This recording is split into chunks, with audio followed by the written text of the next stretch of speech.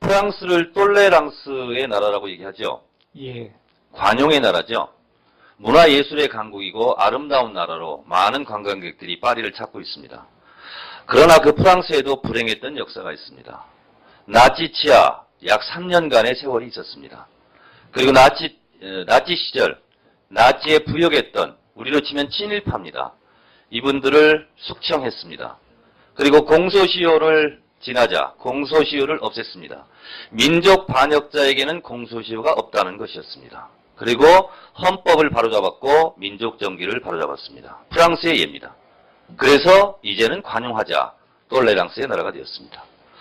독일은 또한 세계 2차 세계대전의 전범국가로서 부끄러운 나치 헌법을 2009년도에 독일의 의회에서 폐지하고 무효화했으며 나치 헌법으로 처벌받았던 많은 억울한 사람들을 풀어주었습니다. 우리에게는 참으로 귀감이 아닐 수 없습니다. 후보자도 그렇게 생각합니까? 예, 그렇습니다. 1972년, 지금으로부터 40년 전에 선포되었던 유신헌법은 지금의 헌법으로 위헌이죠. 지금 헌법의 기준에 따르면 전혀 맞지 않습니다. 예, 위헌 맞죠? 예. 대통령의 종신제를 담았으며, 그리고 국민들에게 대통령 투표권을 빼앗아갔습니다. 그리고 통일주체 국민회의에서 대통령 추천권을 가졌으며, 그리고 선출권까지 가졌습니다. 이것은 지금의 헌법 체계를 보면 말도 안 되는 법입니다. 국회의원도 뽑지 않았습니다. 대통령이 국회의원의 3분의 1을 임명했습니다. 정당을 해산할 수 있었으며 언론, 출판, 집회, 결사의 자유를 억압했습니다. 그리고 사법부의 대법원장을 비롯한 법원 판사들을 대통령이 직접 임명함으로써 입법, 행정, 사법을 박정희 1인이 독점했습니다. 지금의 민주주의 원칙과도 그리 맞지 않습니다. 동의하십니까? 예, 동의합니다. 대한민국 헌법 전문에 보면 유구한 역사와 전통이 빛나는 자랑스러운 대한국민은 3.1운동으로 건립된 상해 임시정부의 법 통과, 불의에 한가한 4.19 민주이념을 계승하고 이렇게 되어 있습니다. 정치적 고려 없이 우리가 계승해야 될 4.19 민주이념을 짓밟은 5.16은 쿠데타가 맞죠? 오전에 답변 드린 것처럼 제가 정의한 바에 따르면 쿠데타에 해당한다고 생각합니다. 맞습니다. 헌법 제69조에 보면 나는 헌법을 준수하고 국가를 보위하며 조국의 평화적 통일과 국민의 자유와 복리 증진 및 민족문화 창달에 노력하여 대통령으로서의 직책을 성실히 수행할 것을 엄숙히 선서합니다. 이것이 바로 대통령 취임식에서 있는 대통령의 선서입니다.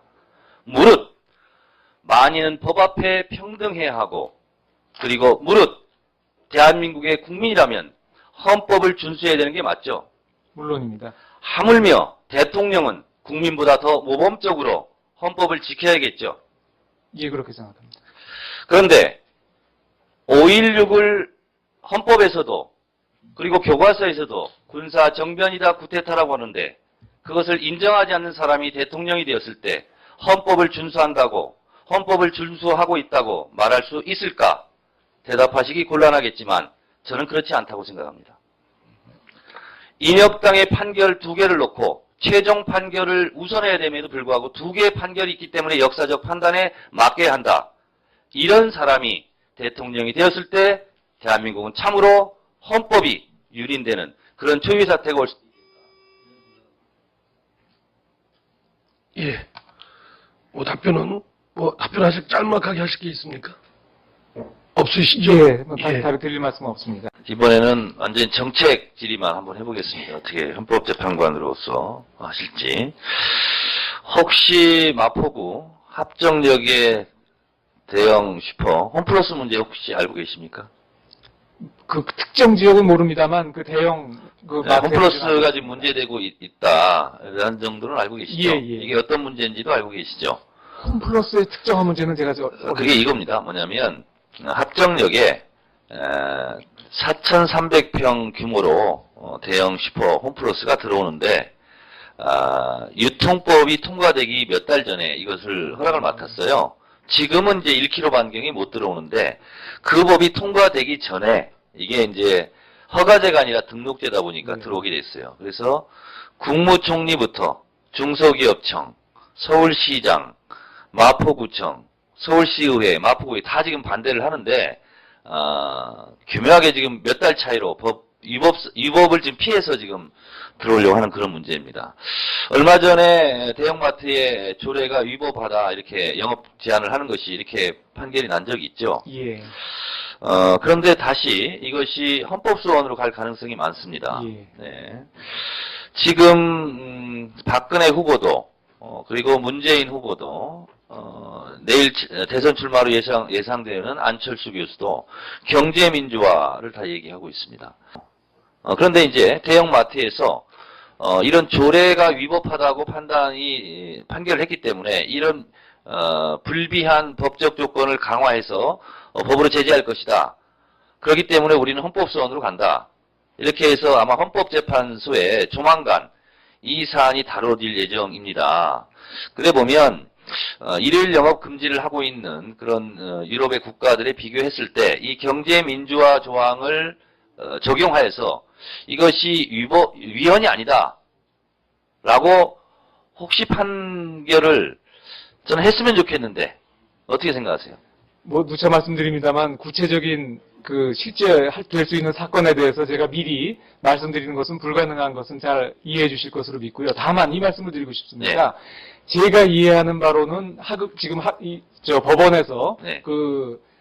대형 유통마트에 손을 들어준 것은 네. 그와 같은 규제가 불법하다라는 취지가 아니고 네. 그 만들어진 조례의 절차상의 위법을 지적하는 그렇죠. 것이기 절차적 때문에 하자를 들어서 이렇게 예, 그렇습니다. 네. 그렇기 때문에 말씀하신 그 내용에 대해서는 네. 법원에서도 그렇고 그렇게 부정적으로 보지는 않고 있다. 네, 알겠습니다. 이렇게 말씀드렸습니다. 알겠습니다.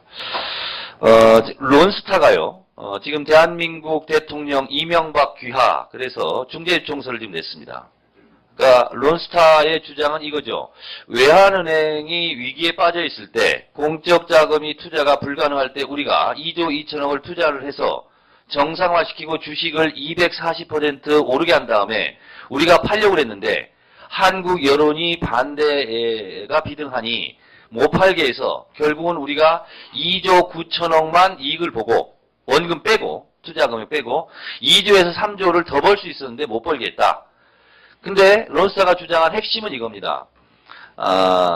인수하려고 하는 그런 금융 자본을 심사를 금감위가 해야 되는데 거기는 아무 문제가 없으니까 심사를 하지 않고 매각하려고 하는 론스타를 계속 물고 늘어져서 우리에게 손실을 끼쳤다. 따라서 금감위가 국내법을 어겼다. 그 국내법에는 그렇게 되어 있답니다. 그러니까 팔려고 하는 데는 심사를 대상이 아니라는 겁니다. 론스타의 주장은.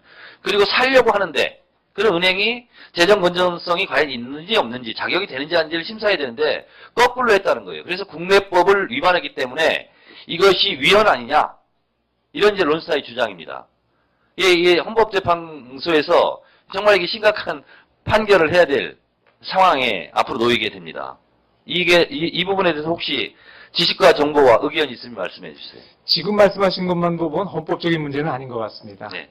예. 그러니까 그 론스타 말 자체를 주장 자체를 보더라도 네. 국내법 위법 여부가 다루어질 것이라서 네. 그거는 헌법적인 문제가 발생할 것은 아닌 것 같습니다. 법원에서 그렇게 판단을 했다는 거죠, 또. 나중에.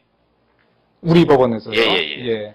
그래서, 이런 문제가 이제 국부육출의 문제이기도 한데, 또 그들이 주장하는 나름대로 논리가 있습니다. 예. 그래서 헌법재판소에 혹시 그게 가게 되면 잘 판결해 주시기 바랍니다. 예. 그리고 제가 다른 후보자에도 여쭤봤는데요. 공정위가 실제로 대기업 재벌 편이다 보니까 이 전속 고발권을 남용을 해요. 그러니까 불공정 거래에 대해서 적발하고도 단 1%만 검찰이 고발을 하게 돼 있습니다. 그래서 공정의 전속 고발권에 대해서 폐지에 대해서 어떻게 생각하냐라고 제가 다른 후보들한테 물어봤더니 폐지해야 됩니다. 이렇게 그냥 간단하게 말씀하시더라고요. 폐지 찬성입니까? 전속 고발권? 저는 전속 고발권을 준 입법 취지도 있다고 보여서 네. 전면적인 폐지보다는 일정한 요건 하에서는 반드시 고발하도록 하는 네. 어떤 조정이 먼저 선행되는 것이 어떤가 개인적으로는 그런 생각을 가지고 예, 있습니다. 좋습니다. 지금 성범죄 때문에 여러 가지 그 사회적 문제가 되고 있는데요. 법무부에서 지금 성범죄자 3년 소급 적용해서 전자발찌를 끼우자 이런 부분이 근데 실제로 위헌이다 아니다 이런 논란이 있는데요. 이제 아직 판결은 하지 않았지만 지금 어쨌든 이것 때문에 2,000건이 지금 법원에 계류 중에 있다고 합니다. 이거에 대한 개인적인 입장 혹시 있습니까? 아까도 말씀드렸습니다만 단도직입적으로 얘기해라 라고 한다면 물론 제가 아직 그 구체적인 법안에 대한 깊이 있는 심사를 안 했기 때문에 또 헌법재판소에 계류 중이기 때문에 조심스럽습니다만 그야말로 언론에서 본 전자발찌만 놓고 본다면 형벌보다는 보안처분 쪽에 가깝겠다라는 현재는 그런 생각을 갖고 있습니다만 만약에 제가 헌법재판소에 가게 된다면 깊이 있게 연구하고 또 신속하게 결론을 내릴 수 있도록 노력하겠습니다. 예. 그러면 이제 더 추가 질문 없습니다. 예. 그럼 이 부분만 더 좀 하시죠. 예. 그 군 가산점 있잖아요. 예. 이것이 위헌이다 이렇게 판결이 내린 적 있죠. 예. 근데 이걸 또 다시 추진하려고 하는 움직임이 있습니다.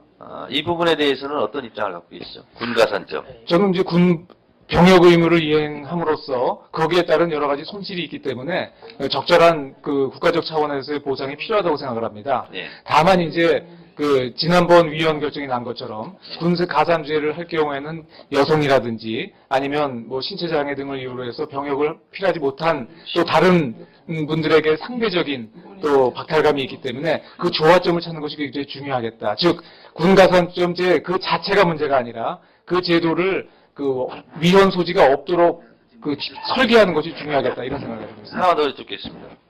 양심적 병역 거부자에 대해서 처벌하는 것은 합헌이다. 이렇게 이제 판결이 이미 내려져 있습니다. 예. 그런데 이제 사회가 진보되고 진화될수록 양심적 병역 거부자에 대한 대체 복무를 허용해야 되는 거 아니냐?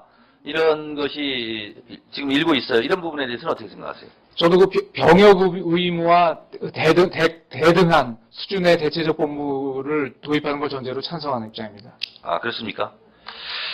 그리고 오전에 어떤 분께서도 말씀하셨다시피 실제로 유신 정권 때 구로공단 조성하면서 강제로 땅을 빼앗았던 부분에 대해서 다시 그걸 돌려주라는 판결을 하신 적 있죠? 예, 제가 재심 작품을 했습니다. 예, 제가 다른 후보자들 질의 때도 이걸 예를 항상 들었습니다.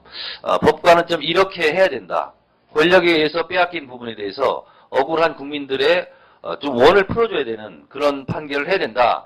이렇게 제가 칭찬도 하고 그렇게 했었습니다. 만약에 헌법재판관이 되면 앞으로 그런 입장에서 냉정하게 그리고 결단력 있게 과감성 있게 판단해 주시기 바랍니다. 예.